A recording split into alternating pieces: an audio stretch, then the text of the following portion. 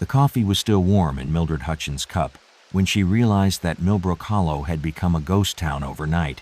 Its 312 residents vanished as completely as morning mist in summer sun.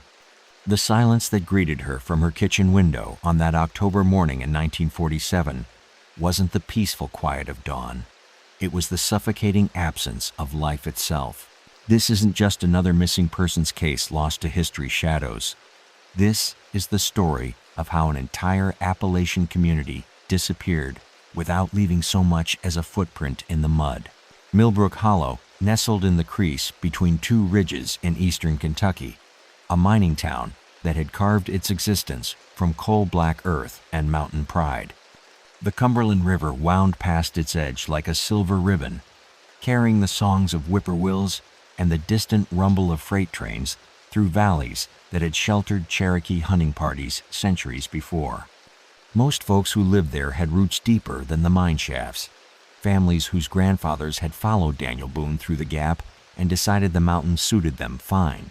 Mildred had lived her 63 years in the same white clapboard house her husband built with his own hands, watching Millbrook Hollow grow from a cluster of cabins to a proper town with a post office, general store, and even a small Methodist church whose bell could be heard clear across the valley.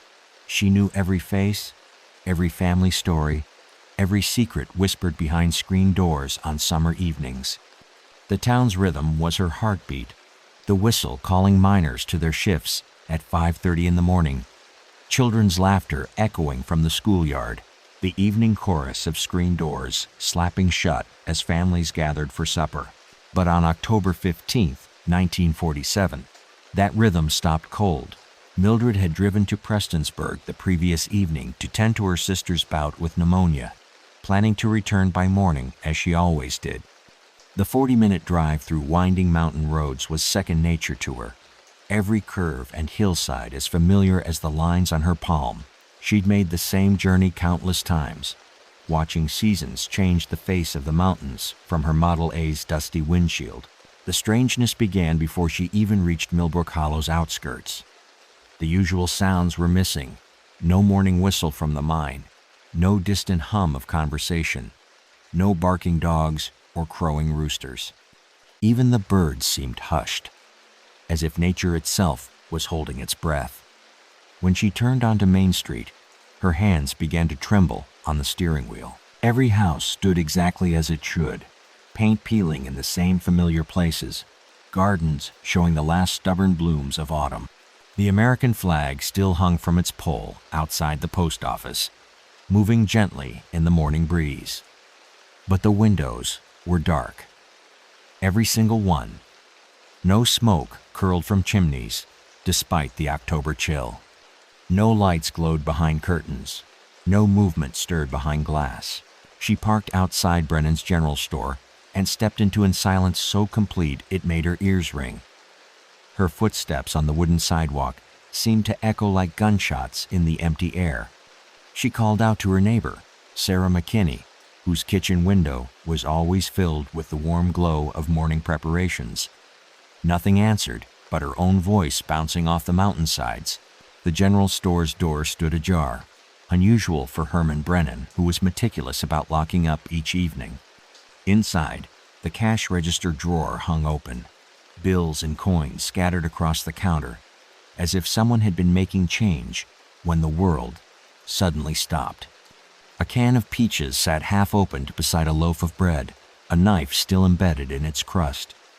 The overhead fan turned lazily, stirring air that carried the faint scent of tobacco and penny candy. But Herman was nowhere to be found. Neither was his wife Margaret, nor their twin boys who helped stock shelves after school. House after house revealed the same eerie tableau meals left half-finished on kitchen tables. Beds that appeared slept in but abandoned.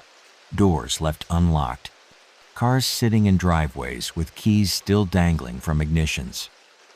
At the Kowalski place, she found a pot of stew still simmering on the stove, the meat tender enough to suggest it had been cooking for hours. The family dog, a normally energetic collie named Scout, was nowhere to be seen.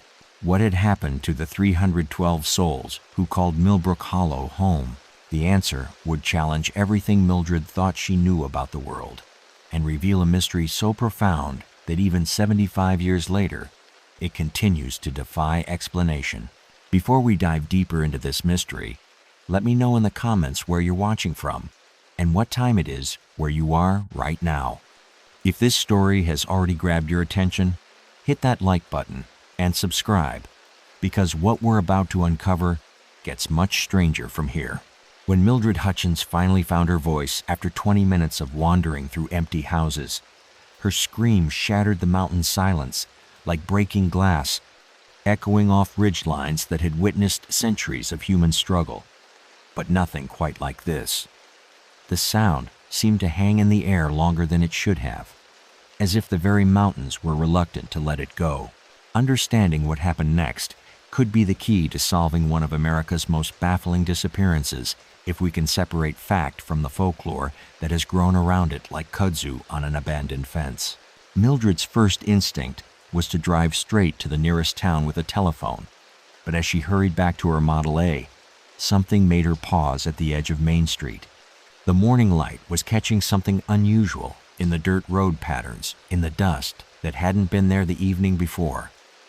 What she saw would haunt her for the rest of her days. The entire surface of Main Street bore the impression of hundreds of bare feet, all pointing in the same direction toward the mountains.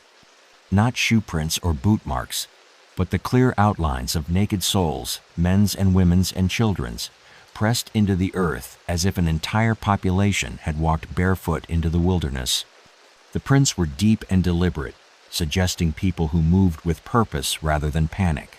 Most unsettling of all, the footprints showed no signs of return. Every single track led away from town, vanishing where the road met the tree line.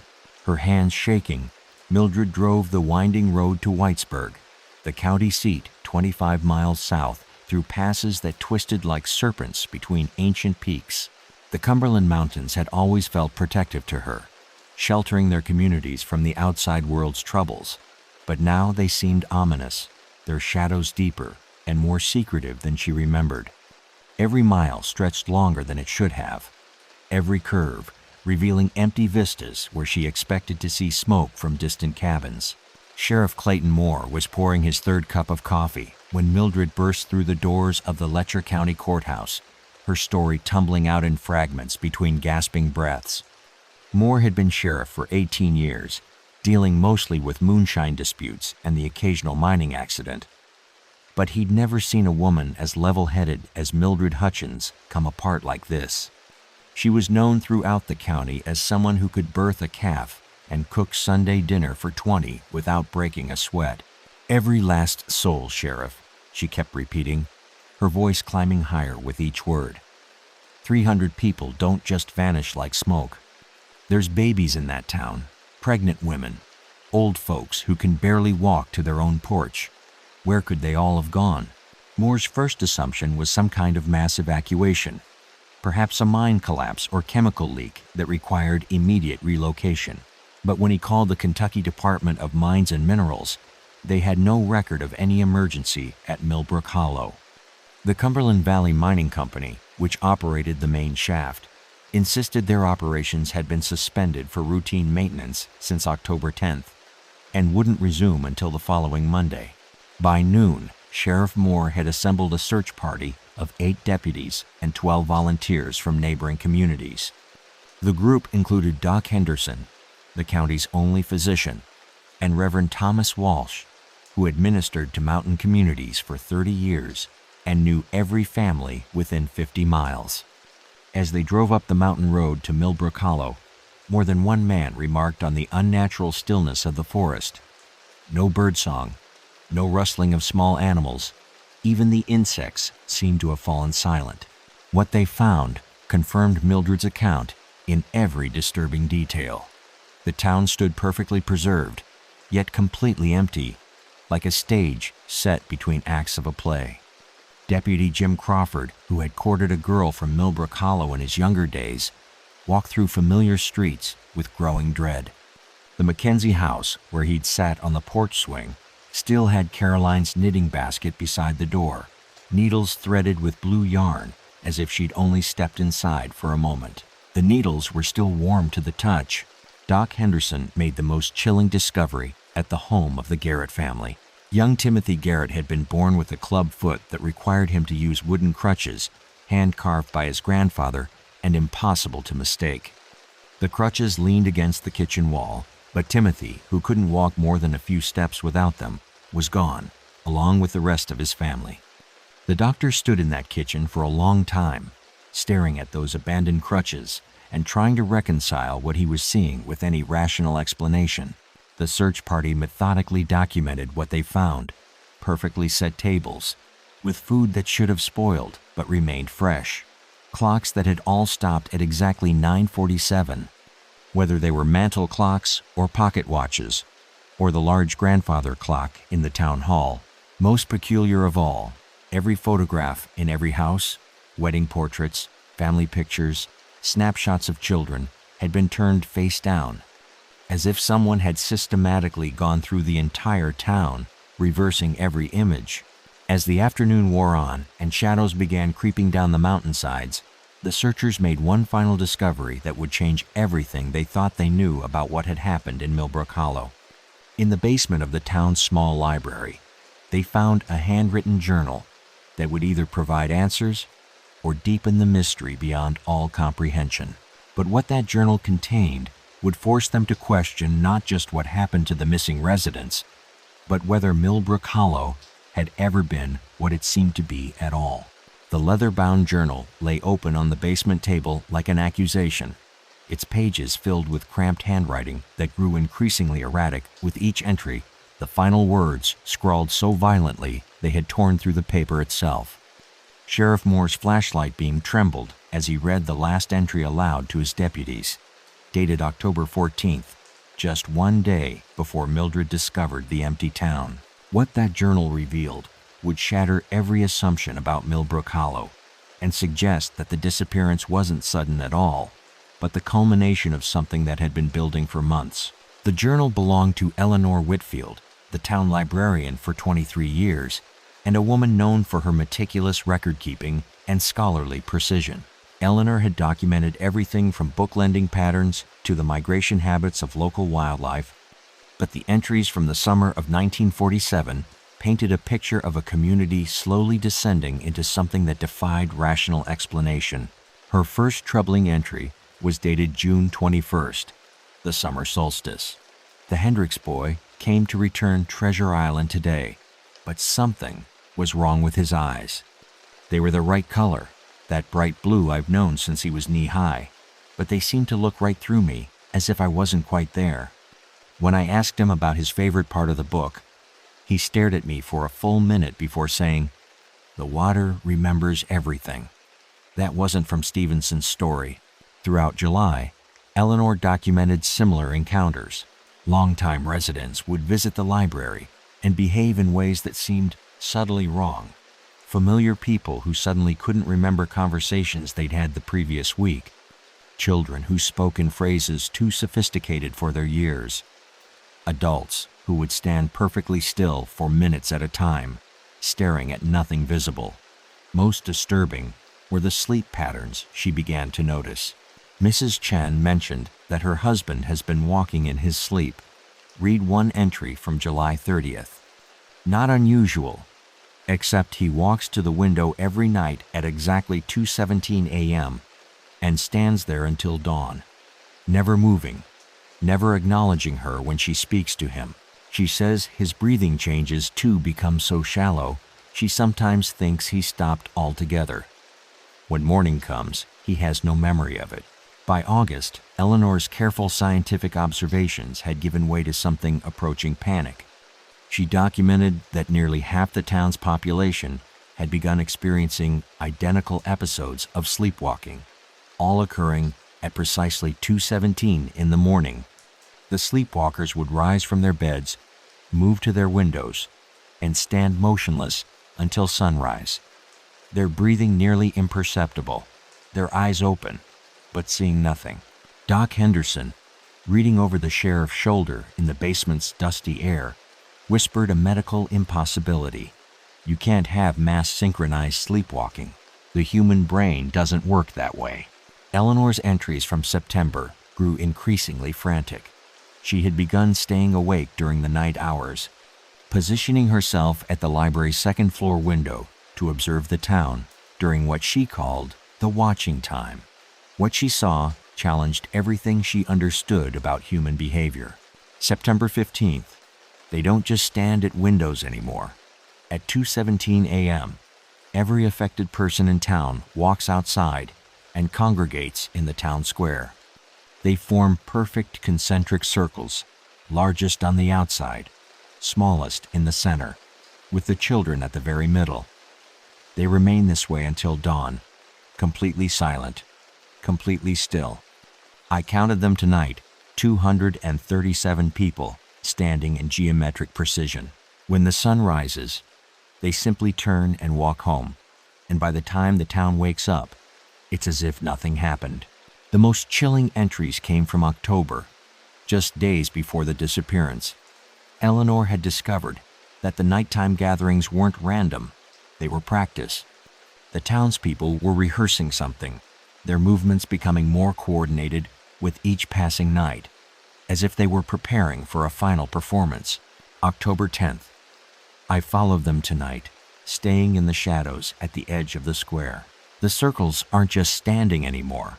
They're moving in patterns, rotating like the gears of some enormous clock. The children in the center began humming, a tune I don't recognize, but that made my teeth ache. As they hummed, the adults began to sway, and for one terrible moment, I could swear I saw their faces changing in the moonlight, becoming something else, something that might have once been human, but wasn't anymore. Eleanor's final entries suggested she had discovered something about Millbrook Hollow's history that explained the mass behavior changes. Hidden in the library's archives, she had found records from the town's founding in 1868 that referenced an earlier settlement on the same site, a Cherokee village that had been abandoned suddenly in 1839, just before the Trail of Tears began. October 13th. The Cherokee didn't leave because of white settlers. They left because of something in the mountain. The oral histories I found speak of the hungry dark that lived in the deep places, something that fed on human consciousness and could wear human faces like masks. The Cherokee shamans performed a binding ritual to keep it contained, but when they were forced to leave, the binding began to weaken. Her final entry, written in handwriting that devolved from neat script to jagged scratchings, was dated October 14th. It's loose now. I can feel it pulling at my mind, trying to remake me like it's remade the others. They're all puppets now, dancing to its tune, and tomorrow night is the grand finale. They're going to feed it properly, give it enough strength to spread beyond these mountains. I won't let myself become one of them. I'm going to hide this journal where someone might find it, and then I'm going to... The entry ended mid-sentence, the pen trailing off the page in a long, wavering line. But if Eleanor Whitfield was right about what had taken control of Millbrook Hollow, then the disappearance of 312 people might not have been the end of the threat. It might have been just the beginning. The footprints led into the Cumberland Mountains like breadcrumbs in a fairy tale, except these tracks promised no happy ending, only a descent into wilderness that seemed to swallow light itself the deeper the search party ventured.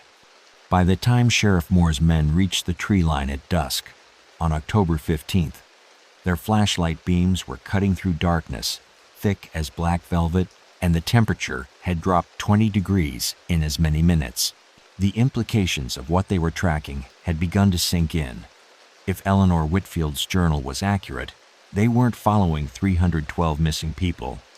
They were following something wearing their faces. Deputy Crawford led the tracking team, his years hunting these mountains making him the natural choice, despite the way his hands shook every time he knelt to examine the prints.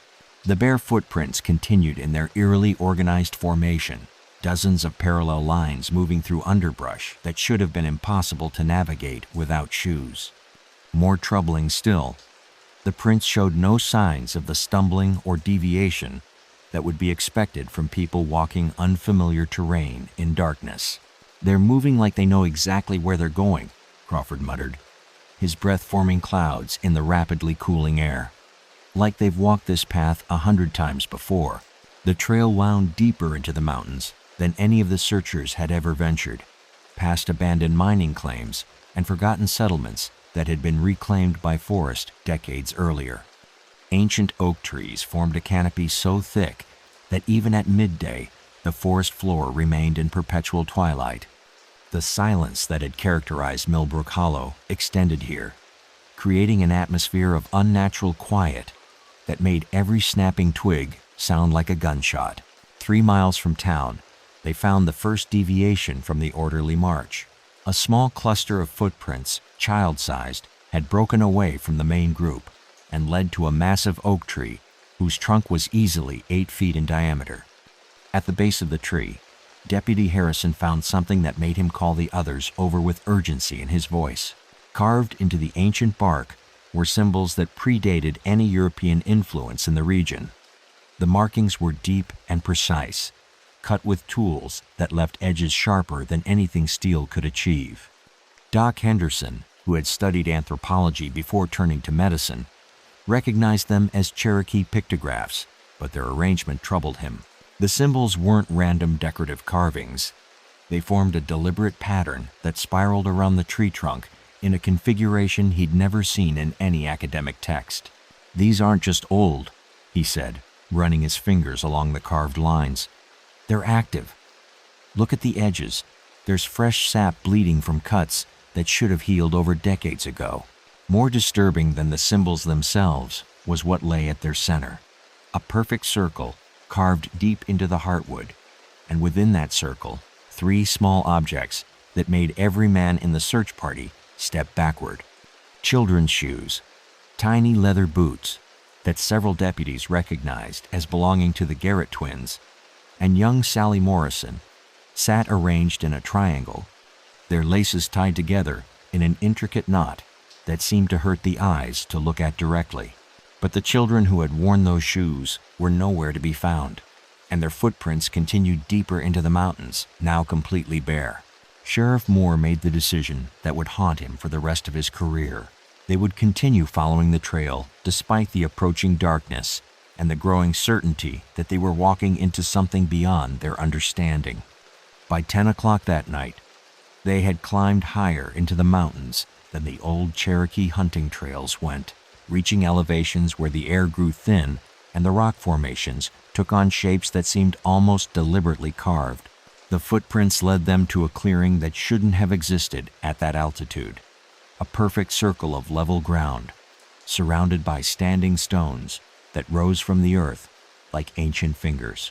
The stones were covered in the same symbols they'd found on the oak tree, but here the carvings seemed to pulse with their own dim light, creating shadows that moved independently of the searchers' flashlights. In the center of the stone circle lay evidence that made several deputies physically sick. Clothing, hundreds of garments, dresses, overalls, children's play clothes, work shirts arranged in neat piles as if their owners had simply stepped out of them and walked away. The fabric was warm to the touch, despite the mountain cold, and when the wind stirred through the clearing, the empty sleeves and pant legs moved, as if invisible bodies still wore them.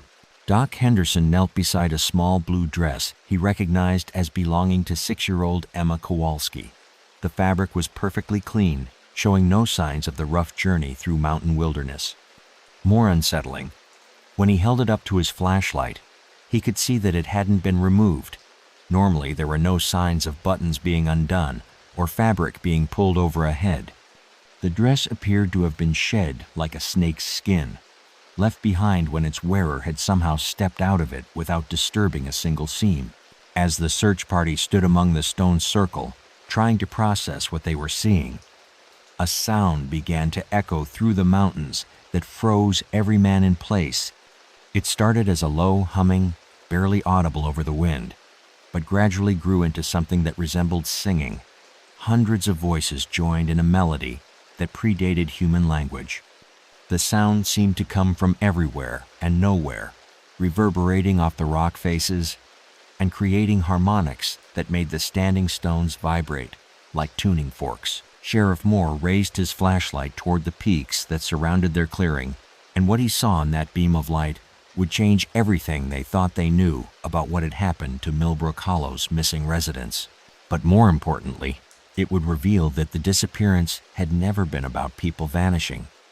It had been about something ancient, finally having enough human vessels to complete a ritual that had been interrupted over a century earlier. Sheriff Moore's flashlight beam caught them first, as silhouettes against the star-filled sky, hundreds of human figures standing motionless on the mountain peaks that ringed the stone circle, their naked forms pale as moonlight against the dark rock faces.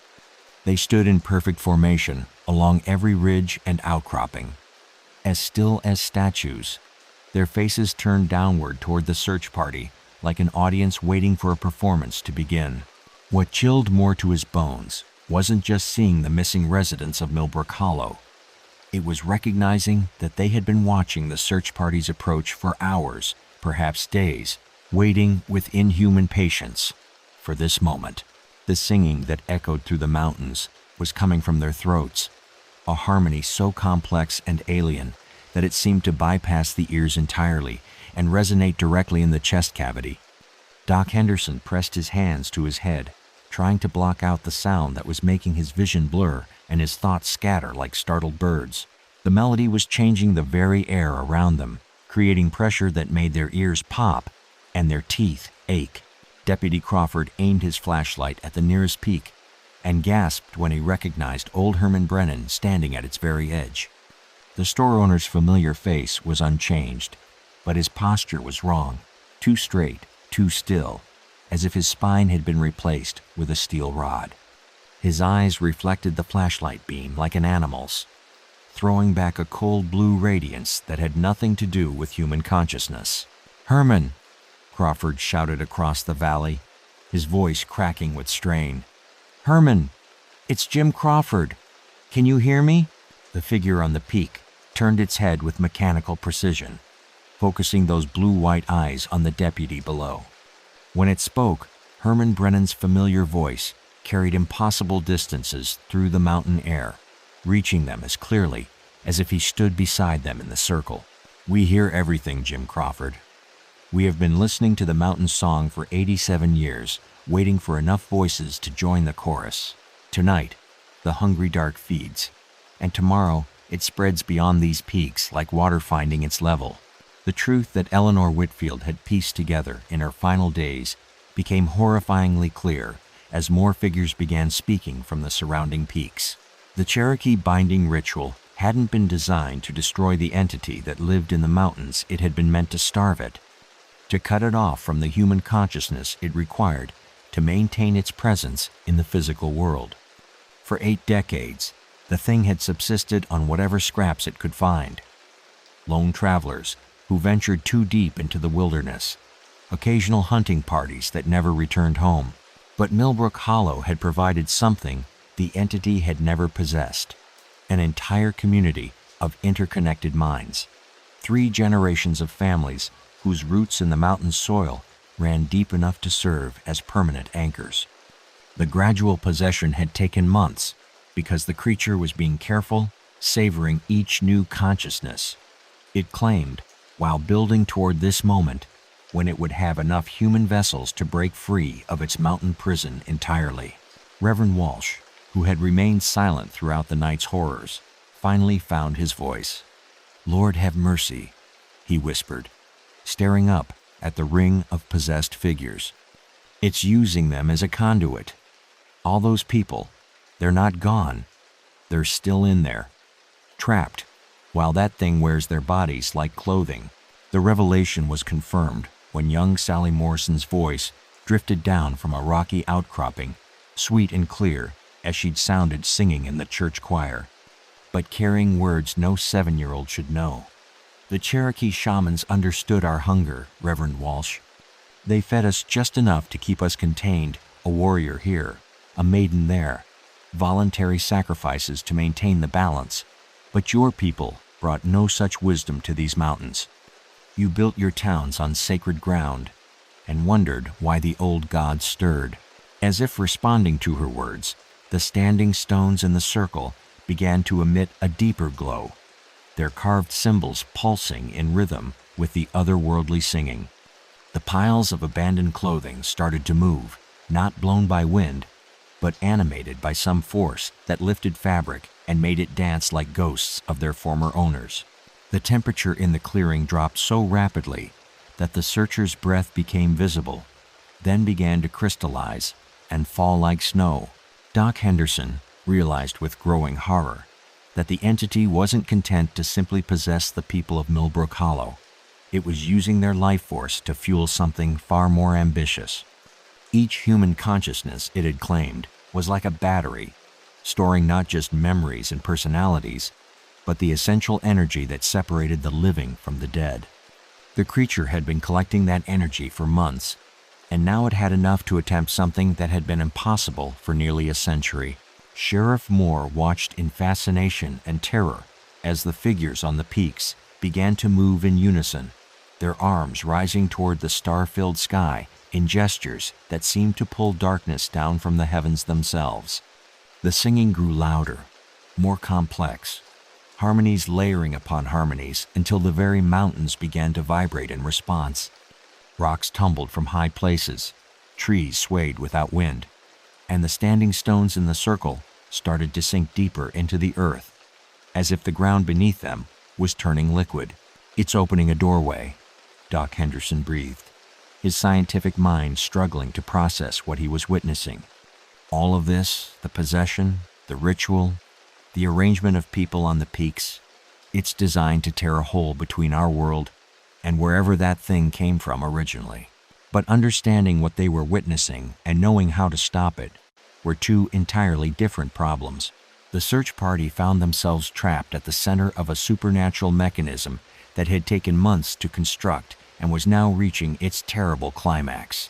And as the first cracks began to appear in the fabric of reality itself, glowing fissures that split the air above the stone circle like lightning frozen in time, they realized that the disappearance of Millbrook Hollow had never been the crime. It had been the preparation for something infinitely worse. The air above the stone circle split open like rotten fruit, revealing a gaping wound in reality that bled darkness so absolute it seemed to devour the flashlight beams before they could penetrate its depths. Through that impossible tear, something vast and ancient began to press against the boundaries of the physical world, testing the strength of a barrier that had held for countless millennia. What emerged from that otherworldly breach would determine whether the Cumberland Mountains became the birthplace of humanity's darkest nightmare or the site of its last desperate stand. The possessed figures on the surrounding peaks raised their voices in a crescendo that shattered the night silence, their song no longer resembling anything produced by human throats. The harmonies twisted into frequencies that made the searchers' bones ache and their vision blur, as if the very sound waves were trying to reorganize their molecular structure. Deputy Harrison collapsed to his knees, blood streaming from his nose, while Reverend Walsh began reciting the Lord's Prayer in a voice that grew stronger with each desperate word. From the tear in the sky, tentacles of living shadow began to descend, not solid appendages, but extensions of pure malevolence that moved with predatory intelligence. These dark protrusions reached toward the piles of abandoned clothing in the circle's center, and wherever they touched, the fabric began to smoke and dissolve, releasing vapors that coalesced into shapes that almost resembled human forms. Doc Henderson, fighting against the disorientation caused by the alien singing, realized what he was witnessing. The entity wasn't just using the possessed townspeople as batteries. It was using their discarded clothing as anchors, physical objects that maintain connections to their original owner's life force. Each garment was like a chain binding the stolen souls to this dimension, preventing them from escaping even in death. Sheriff Moore forced himself to focus through the chaos, his lawman's instincts demanding action even in the face of cosmic horror. He pulled his service revolver and fired 3 shots at the nearest shadow tendril, but the bullets passed through the darkness without effect, sparking harmlessly off the stone circle's ancient rocks. The futility of conventional weapons against an entity that existed partially outside physical reality became brutally apparent. "The stones!" Doc Henderson shouted over the supernatural cacophony, pointing at the standing monoliths that ringed their position. Eleanor's journal mentioned Cherokee binding rituals. The symbols on these stones aren't just decorative. They're part of the original containment system. The doctor's archaeological training had helped him recognize that the carved pictographs weren't random spiritual artwork, but components of a sophisticated supernatural prison. The Cherokee shamans had used the stone circle as a focal point for their binding ritual, creating a geometric pattern that channeled and contained the entity's influence. But decades of neglect had weakened the containment, and now the creature was using the same sacred space to break free entirely. As if responding to Henderson's realization, several of the possessed figures began descending from the peaks with inhuman agility, their naked bodies moving across sheer rock faces like spiders. They approached the stone circle with deliberate slowness, their blue-white eyes fixed on the searchers with predatory focus. When Sarah McKinney, Mildred's neighbor, reached the circle's edge, she spoke in a voice layered with harmonics that suggested multiple consciousnesses occupying the same throat. "The binding weakens with each passing moment, Dr. Henderson.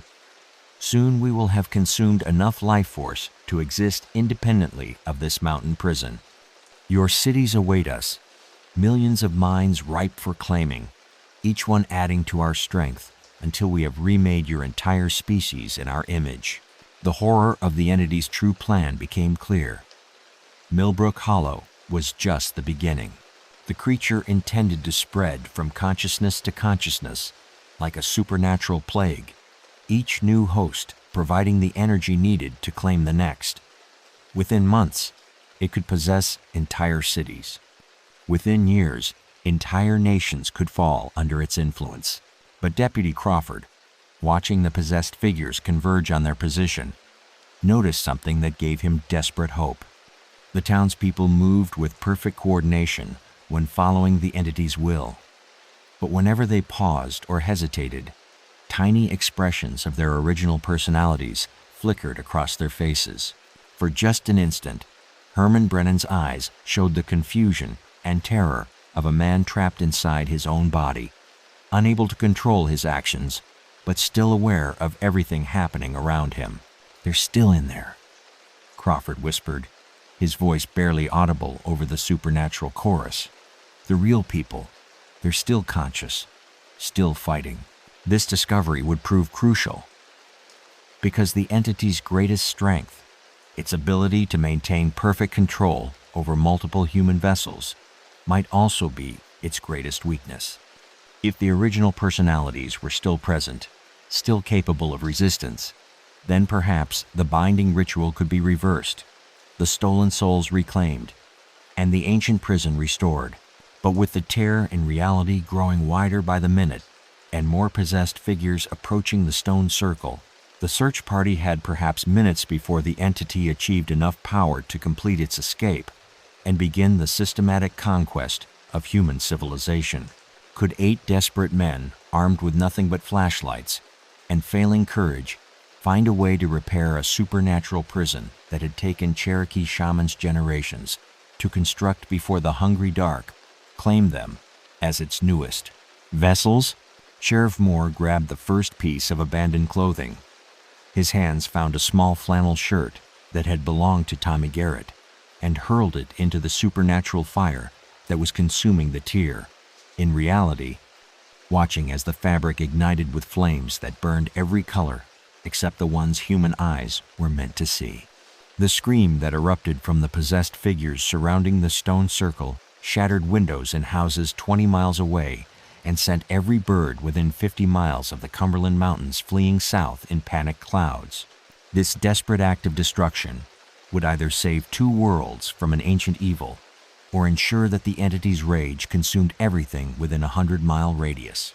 The moment Tommy Garrett's shirt touched the otherworldly flames, the boy's consciousness snapped back into his own body with such force that he tumbled from the rocky ledge where he'd been standing, his naked form crashing into the pine trees below. But instead of the sickening sound of breaking bones, his fall was cushioned by shadows that moved independently of any light source, shadows that caught him gently and deposited him on the forest floor, unharmed but unconscious. Doc Henderson understood immediately what Moore had discovered by accident. The abandoned clothing wasn't just anchoring the stolen souls to this dimension. It was the key to severing the entity's hold over them entirely. Each garment contained residual life force from its original owner, and by destroying these physical links, they could force the creature to release its human vessels. "The clothes," Henderson shouted to the remaining searchers, his voice hoarse from the supernatural frequencies assaulting their eardrums. "Burn everything. It's the only way to break the connections." What followed was the most chaotic and desperate battle between good and evil ever fought in the Kentucky mountains.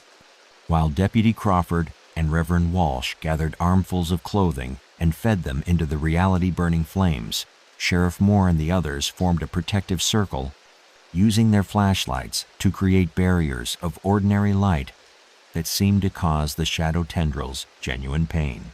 Each piece of burning fabric resulted in another possessed townspeople suddenly collapsing as their original consciousness returned to their bodies. But the entity, realizing its carefully constructed plan was unraveling, began fighting back with increasing desperation. The tear in the sky widened until it resembled a malevolent eye staring down at the mountain clearing, and from its depths poured creatures that had never been human. Things with too many joints and faces that shifted like smoke, drawn from whatever hellish dimension the hungry dark called home. Reverend Walsh, his hands bleeding from grabbing burning clothing, never stopped reciting prayers as he worked. But he wasn't just repeating familiar scripture somehow. In the extremity of the moment, he was remembering words in Cherokee, phrases that had been spoken during the original binding ritual over a century earlier. The mountain itself seemed to be feeding him the ancient incantations, as if the land retained memory of the shamans who had once protected it. As more townspeople were freed from possession, they began to appear at the edges of the clearing, naked, confused, but undeniably human once more. Herman Brennan stumbled into the circle of light, with tears streaming down his weathered face, his voice breaking as he tried to explain months of being a prisoner in his own body.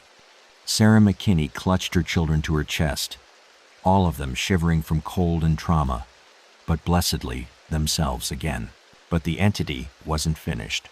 As its hold on the human vessels weakened, it began drawing power directly from the tear in reality, pulling energy from its home dimension to maintain its presence in ours. The standing stones around the circle cracked under the supernatural pressure, their ancient carvings beginning to bleed a substance that looked like liquid starlight. Doc Henderson, watching the Cherokee symbols pulse with dying light, realized they had only minutes before the containment system failed entirely. The original binding hadn't been designed to handle this level of supernatural stress. It was meant to keep a dormant entity imprisoned, not to resist an actively feeding creature at the height of its power. That's when Mildred Hutchins appeared at the edge of the clearing.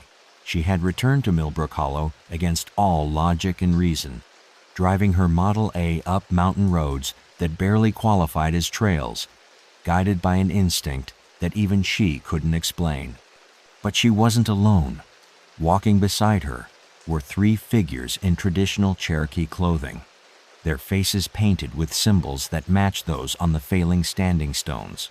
Later, the surviving members of the search party would disagree about what they saw in that final moment.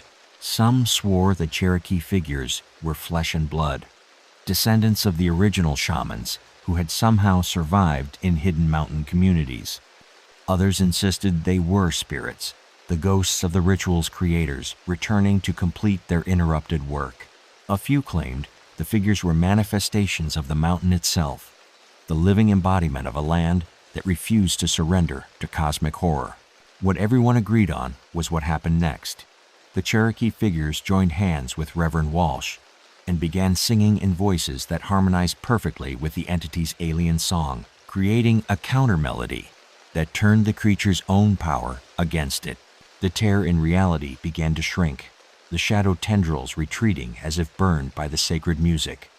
And one by one, the standing stones stopped glowing and settled deeper into the earth with sounds like satisfied sighs.